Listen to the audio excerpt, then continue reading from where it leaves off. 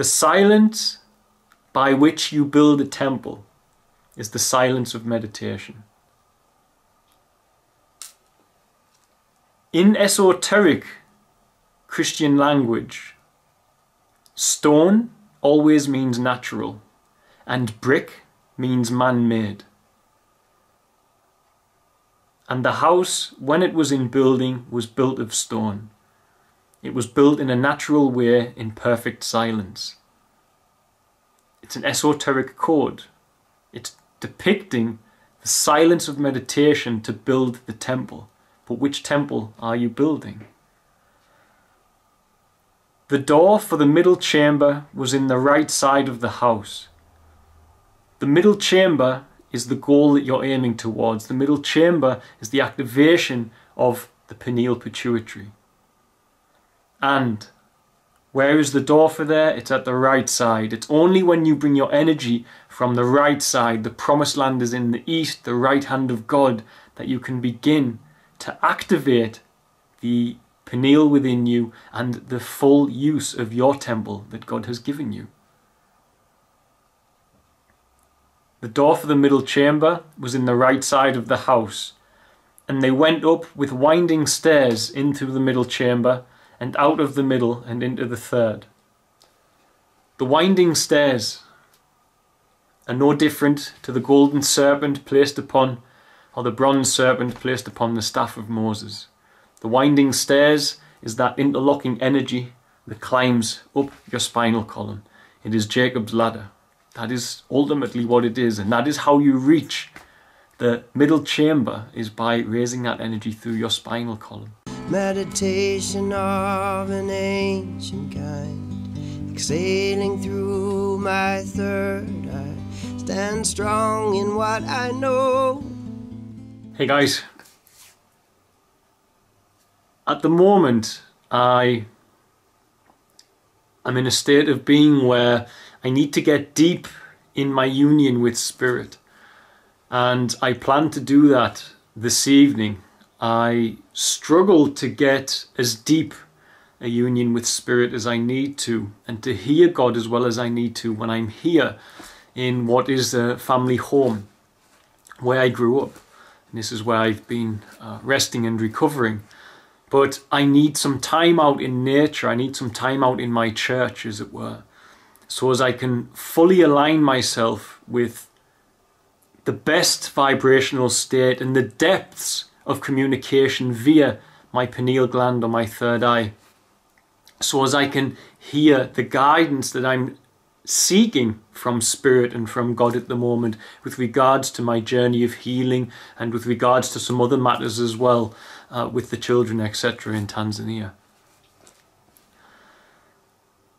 But what I want to relay in this video is that all of us need to take time to build upon that temple, which is ultimately the resting place of that doorway to the divine and the guidance of Spirit that many of us are constantly seeking.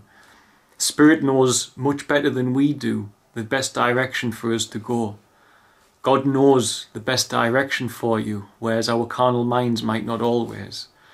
And the temple you need to build is the temple with your pineal at the top. Now, I want to relay something about a temple that is referred to in Christianity, Solomon's temple. And a lot of people have heard about this, and they heard of Solomon's temple even if you haven't read Christianity. But before I get into that, I just want to quickly show you why it's so important. Why it's so important that all of us build our very own Solomon's temple. And we must. We absolutely must. Because it's part of the rules of communing with God on this physical plane. You must somehow be able to commune with God to the best of your ability. And to do that, you have an anatomy of prayer that you have to make use of. Now, if you look over to the east, look towards Jain and Hindu faith.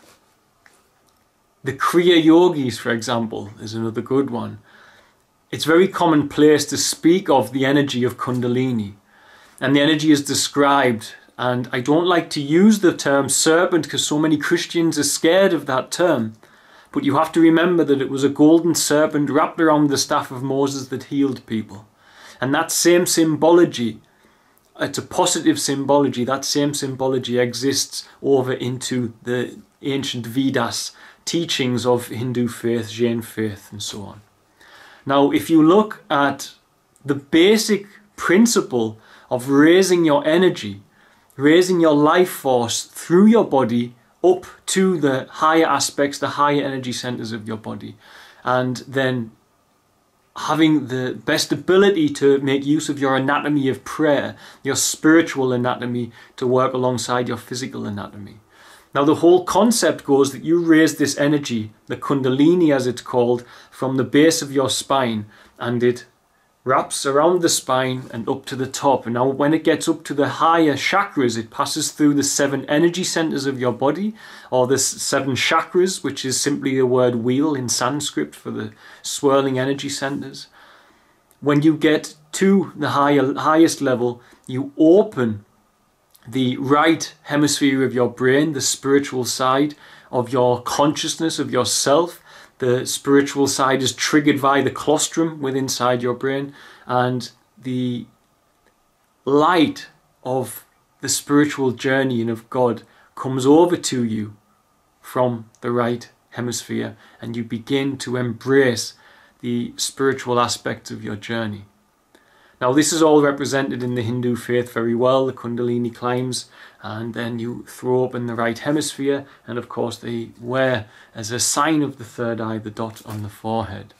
But where is this in Christianity? Solomon's temple is something that you should know. Now, I'm going to read this word for word, because I think for those of you who have not read the Bible, it's important that you hear it word for word so you understand. Now, keep in mind what I've just said, exactly what I've just said about Kundalini awakening and how it's depicted and the benefits of it bringing things from the right hemisphere of the brain after raising through the spinal column.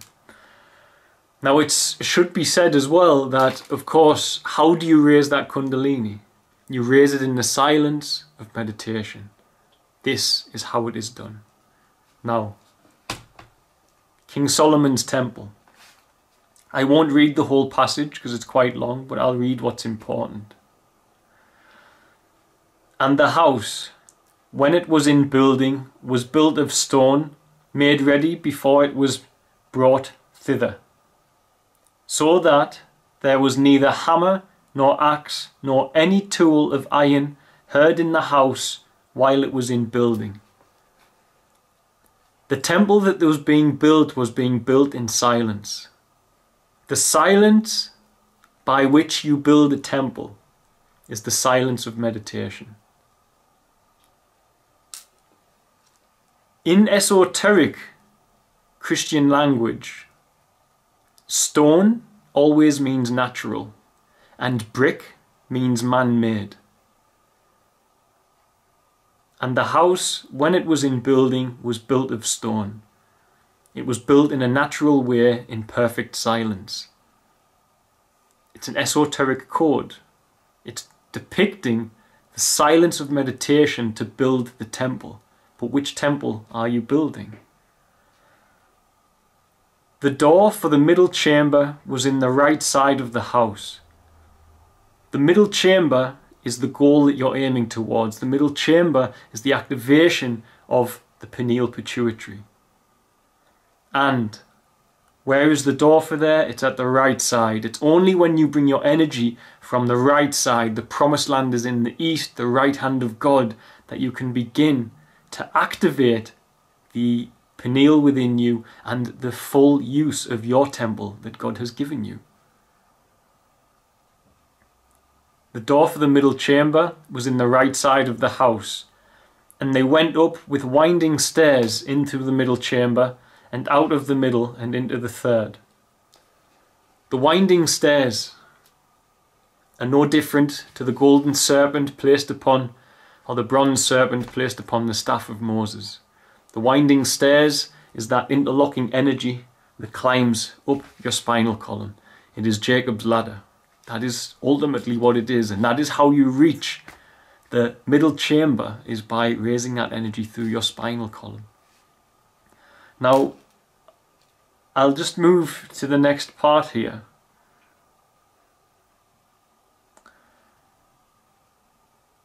And the word of the Lord came to Solomon, saying, Concerning this house which thou art in building, if thou wilt walk in my statutes, and execute my judgments, and keep all my commandments to walk in them, then I will perform my word with thee, which I spake unto David thy father.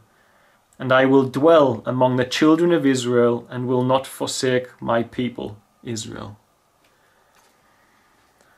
What God has just said is what I always say about holding on to your presence and your union with God. If you live a righteous life and you stay in line with what is needed to be a moral human being, to be a good person, then God will stay with you.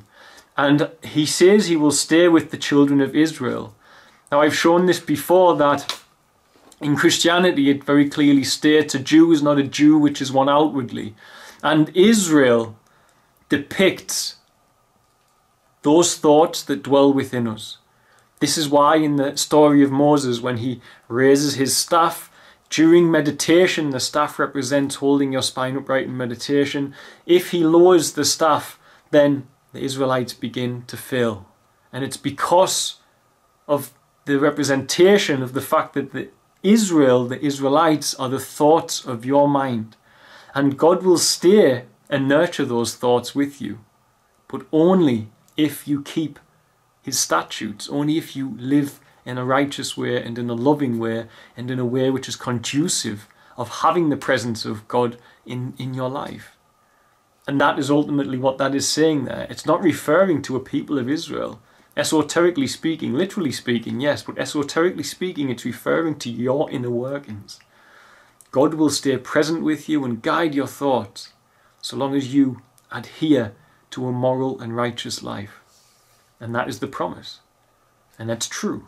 It's a promise that I can attest to 100%. This is true, and this is what God does. Now, the next part, which is very important, and within the oracle he made 2 cherubims of olive tree, each 10 cubits high, and 5 cubits was the one wing of the cherub, and 5 cubits the other wing of the cherub. From the uttermost part of one wing and to the uttermost part of the other were 10 cubits. And the other cherub was 10 cubits. Both cherubs were of one measure and one size. The height of one cherub was 10 cubits, and so was it that the other cherub. And he set the cherubims within the inner house, and they stretched forth the wings of the cherubims, so that the wings of one touched the one on the wall, and the wing of the other cherub touched the other wall. And their wings touched one another in the midst of the house.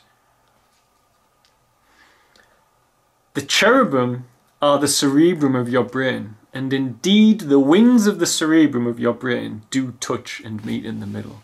And that is what it is depicting. It is depicting the inner workings of yourself. You go up the winding staircase. The entrance is to the right to allow you to get into the middle chamber, into your pineal, where you have the cherubim sitting over the top. And of course, this is the seat of the Christ seed, is the colostrum, which is just beneath there. And it is only in building your own Solomon's temple that you are able to access the best possible union with God. And we do that by taking no thought for our lives, or we do that by meditating, or by building the temple in silence, which is what was asked. Now, one last little thing is about the doors. And the entering of the oracle, he made doors of olive tree. And I've said this before, that the hypoglossal, even today in science, has the olive of the hypoglossal. And as that holy secretion which comes from the colostrum makes its journey through you, and in meditation you bring it back up through the winding staircase of the Temple of Solomon, and you get up to activating your right hemisphere, and you can go into the middle chamber, which is your pineal pituitary gland. Then the secretion passes through the doorway of your hypoglossal, your 12th cranial nerve, and through the olive. And at that point, that secretion will move over into the hypothalamus, where it rests gently for 2.5 days until it can be resurrected. Now, this is about the preservation on the anatomical side of the sacred secretion. But in the basic daily meditation side of things, whether the secretion's being preserved or not at that time of the month when the moon is in the sign in which you were born is irrelevant, because you can still channel that electromagnetic energy through the nervous system of your spine. You can still raise that energy, you can still force open the right hemisphere, the entrance to the right, and you can go into the middle chamber of Solomon's temple, and there you will see God face to face in the place that Jacob called pineal, the pineal gland of your brain. And that is the temple that you will need to build, and we all need to build, and many of us do build. You don't have to sit in the lotus to meditate. You may be the sort of person who sits quietly praying, and you're still doing it, because it's when you take no thought in that silence that you raise up that energy within yourself. When you're thinking, you alter the electricity of your body, the electromagnetism of your body, and you stop that from happening. But when you go into the depth of silence, you begin to awaken it. And remember, the temple's made of stone, it's built in silence, and that is the Temple of Solomon. It is the temple that is you. And the temple is, as we've seen in the Bible, you are the living temple, you are the temple of God. And just as Jesus said, I will bring down this temple in 3 days, as I've shown recently, you can rebuild and regenerate the immune system, etc. of your body by fasting for 3 days, by bringing down the temple in 3 days and raising it up again. And it's the same old story of the same anatomy of prayer that belongs in every religion, in every faith, that you raise that energy through your energy centers, through the 7 chakras, and there at the right hand of him was a book sealed up the back with 7 seals. As you raise that energy through your 7 chakras, and you bring over the energy from the right hemisphere, go through the right entrance of Solomon's temple, you go into the middle chamber. And that is ultimately what it's all about. Now, at the end of it, when you look around the planet at all the different religions and practices, as I've always said, Christianity, I think, summed up religion perfectly. It doesn't matter if you call out to Krishna or Buddha or Jesus. If you follow what Jesus told you, then you are accessing.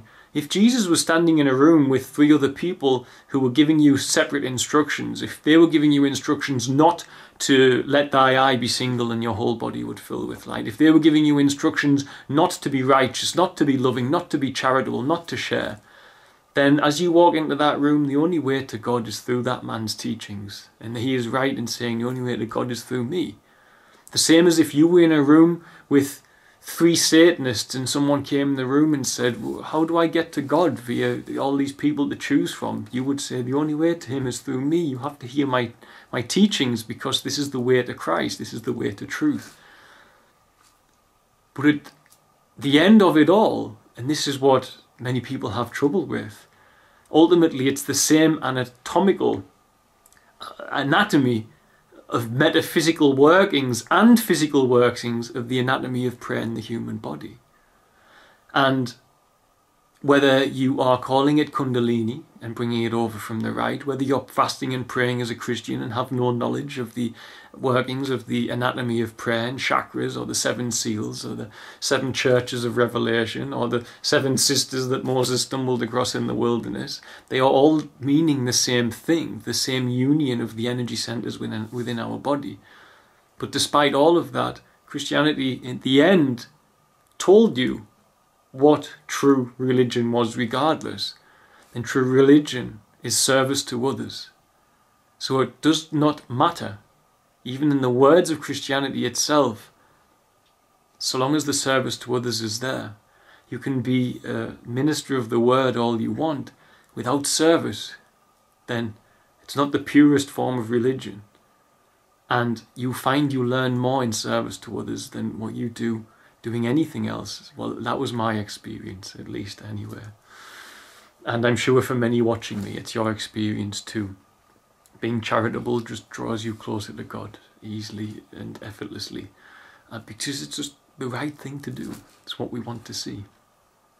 So later today, I'm going to go out into ceremony, and I think it's a good discussion for a video perhaps. Can Christians be shamans? Might be a video that I make, because if you look upon Christianity in the esoteric sense and the literal sense and the astrological sense, then you can see there is definitely an opening and a way for shamanic practice that aligns with seeking a direct experience with Christ. Because that's telling you to build a temple in silence, to activate your pineal gland, because that's anatomically the way you commune with God best. It's not a porthole to demons. God didn't create us with portholes to demons inside our bodies. This is not the God that I serve, and he didn't do that to you either. But the fear-mongering of the modern-day church has echoed from the ancient times of Gnostics, when they burnt Gnostics at the stake because they were terrified of what they were saying. Because back then the church really was a little bit corrupt, and they needed people to go to. The only way to have your union with God was through the preacher, through the bishop, through the pope or whomever, pastor, so on and so forth. But times are changing now, and people know that the best way for anyone to change and to serve God is to have a direct experience which eliminates any doubt. I don't need to have faith. I don't need to believe in God. I know God. I have direct experiences all the time. And when other people can have them, then you see a change in society. Then you see the youth who struggle with drugs and debauchery and pornography and lack of direction and lack of discipline. They have that direct experience with God in some way, shape or form, by altering their state of consciousness, which is perfectly normal inside Christianity again, if you understand the esoterics. Then we can begin to see the healing we need to see. And we can begin to see the truest form of religion, which is charity and service to others, and not the ministry of the word, which is warned against several times by those who dictated the Bible in itself. So I will be going to build my temple as strong as I possibly can this evening, so as I can get into the middle chamber of Solomon's temple, and I can commune with Spirit as deeply as I can to find the guidance that I need, and for Christ to guide and maneuver the synchronicities around me in my life, be they numerical, my signs from feathers, my signs from nature, or just messages from other people, and so on and so forth. Because that's what I deeply need at the moment, and that is what I'll go out and seek. And the Christ that comes to me in the depths of building my Solomon's temple is never a man. It's never a man with a beard. It's an energy which I know is Christ, but I've never seen a depiction ever. I've never had an image of who that Christ is, but I know that it is Christ, and Christ is all that is good. And that's how I know that it's Christ who guides me, because I see that the Christ that guides me only wants what is best for those children around me and for myself as well. And only a truly loving God would call me to go and help those children. But right now, my prayer antenna is not quite aligned enough. My anatomy of prayer is not where it needs to be for me to get the direct, clear signal, the direct, clear angle of light, the photon, the angel to come and tell me what it is I need to do next. And that's what I'm heading out to do. And I might take my camera with me and see, because it's a personal thing, but I'll see how I go with it. So you can see how I go into different types of prayer, ceremony and meditation to be able to reach God and to reach Spirit, and to build my Solomon's temple with the cerebrum, where the colostrum, the seat of your consciousness, with the center chamber, which is accessed by the door at the right, Because just as in the Hindu faith, you raise your kundalini, open the right hemisphere, you do it in silence and you activate your pineal. You build Solomon's temple in silence of meditation, you go up the spiral staircase, you throw open the right hemisphere, you come through the right door into the middle chamber. And the door is made of olive wood, because as the sacred secretion, the anointing, the chrism within you goes through that door, it passes through the olive of the hypoglossal, the 12th cranial nerve, and then you start to stimulate the very core beating seat of your soul and all of its wonderful biological machinery around it, of the pineal and the pituitary and the claustrum. And you get a direct experience of God. And once you've had that one time, and you no longer need to believe in God because you know God, it changes everything. And that's all I hope for in making my videos, is that others find that too. God bless, guys. Bye.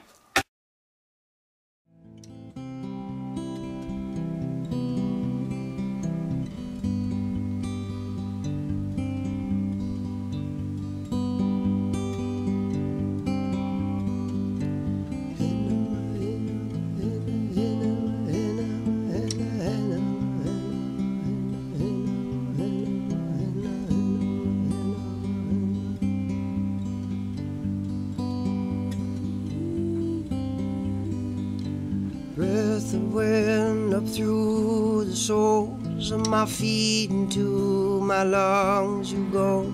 Meditation of an ancient kind, exhaling through my third eye. Stand strong in what I know, stand aside from the ego. And as your days turn into night, through the breeze I hear you cry, and I believe in you, and I believe in you, and I will pray for you, boo boo, and I will pray for you, boo boo. Thanks for watching. Don't forget to like, share and subscribe, as it really helps us to grow the channel and with it help more children here in Tanzania. Also, don't forget you can support our work by sharing with children in crisis here, be it sharing for a particular need or even sharing one-on-one support for education, housing, food and medical care. It can be done for as little as the cost of a cup of coffee a week back in the West after all. Just visit www.sharetanzania.co.uk to find out more. Lastly, remember you can also support us via Patreon, www.patreon.com/featherstail, and help keep us here in Tanzania to continue our work. The links for the website and for the Patreon are in the description box of this video. Love and light, guys. See you soon.